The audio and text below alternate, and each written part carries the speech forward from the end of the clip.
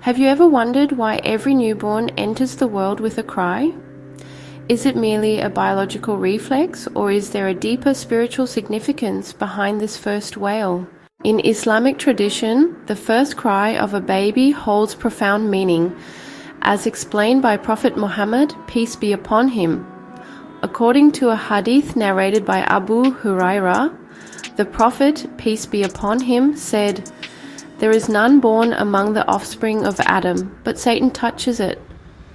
A child, therefore, cries loudly at the time of birth because of the touch of Satan, except Mary and her child." This exception is further emphasized in the Quran, where the mother of Mary says, "And I seek refuge with you, for her and her offspring from Satan the outcast." Scholars have interpreted this touch of Satan in various ways. Some view it as a literal touch that causes the baby to cry, while others see it as a metaphorical indication of the challenges and trials that await in worldly life. From a medical standpoint, a baby's cry at birth is a crucial reflex. It indicates that the newborn's lungs are functioning properly, helping to clear any residual fluid and ensuring that the baby is breathing effectively. This cry signifies the baby's adaptation to the new environment outside the womb.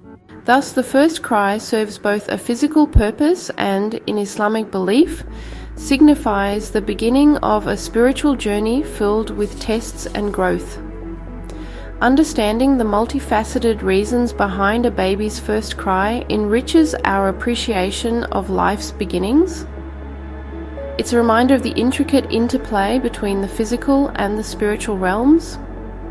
If you found this insight enlightening, consider exploring more about the profound teachings of Islam.